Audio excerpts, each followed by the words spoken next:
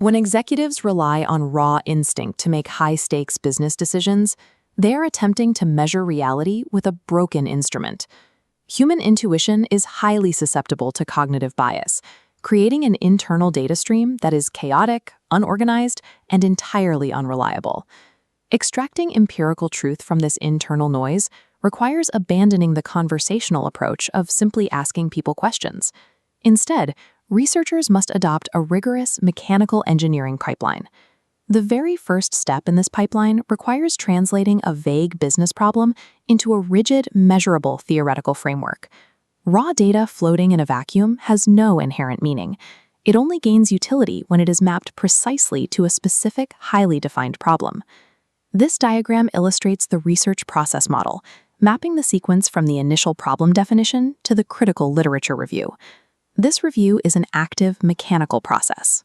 Researchers use it to extract abstract concepts from previous studies and lock them into exact, measurable parameters. Consider a vague concept like waiting for service.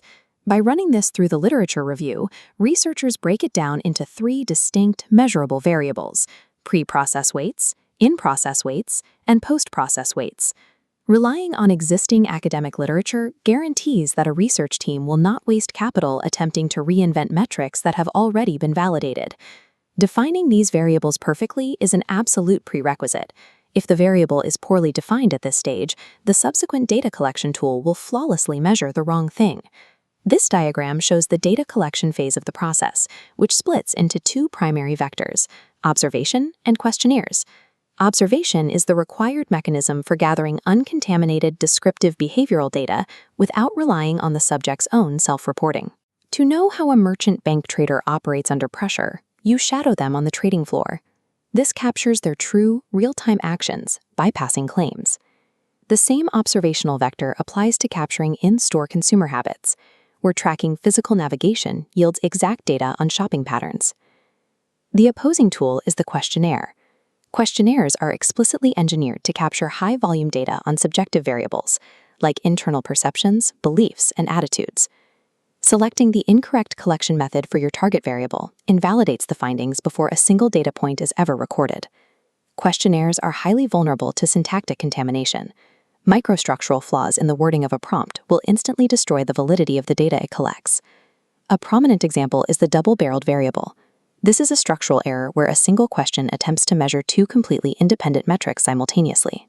If a respondent checks no, the system cannot mathematically determine if they believe there is a bad market, if the product will sell poorly for other reasons, or both.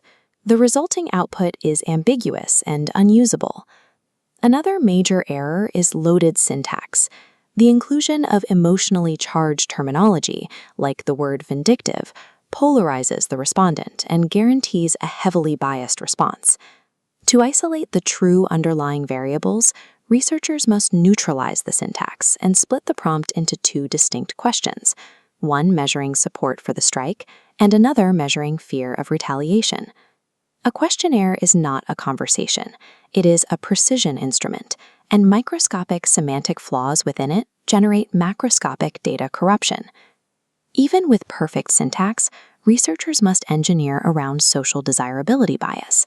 This is the human instinct to hide true behavior behind a socially acceptable response. When asked a sensitive question, respondents will mechanically default to a positive or society-approved answer, regardless of their true actions, severely distorting the dataset. This infographic maps the funnel approach, sequencing questions to guide the respondent from broad topics down into highly specific questions. A second countermeasure is interspersing negatively worded statements. This actively disrupts the mechanical tendency to blindly select agree, forcing them to reevaluate the prompt. Researchers must actively engineer the structure of the instrument to defeat the respondent's natural instinct to provide lazy or deceptive answers. International research introduces a specific threat. Executing a perfect literal translation of a survey can completely destroy its conceptual and idiomatic equivalents. Frank Perdue's slogan about making a tender chicken, when literally translated to Spanish, accidentally read, "It takes an aroused man to make a chicken affectionate."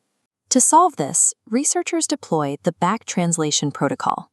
A local expert translates the instrument into the target language, and a second bilingual expert translates it back into the original language to verify precise conceptual alignment. Without rigorous translation protocols, multinational datasets end up measuring completely different psychological variables, rendering any global comparisons entirely useless. The unavoidable reality of data collection is that every single measurement instrument carries inherent structural bias. No single method provides a flawless reflection of reality. This matrix illustrates triangulation, deploying multiple overlapping methods, like observation and questionnaires, to measure the same variable. When these independent methods yield matching data points, data confidence spikes dramatically. Conversely, when observational data diverges from self-reported surveys, the discrepancy immediately exposes a structural bias. This diagram demonstrates the Delphi technique, an advanced verification method. This is an iterative loop where a panel of experts receives data, refines it, and feeds it back repeatedly until consensus eliminates individual outliers. Elite business research is never achieved by simply asking questions. It requires the disciplined engineering of theoretical variables, the calibration of measurement tools, and multi-method triangulation to extract pure empirical truth from human noise.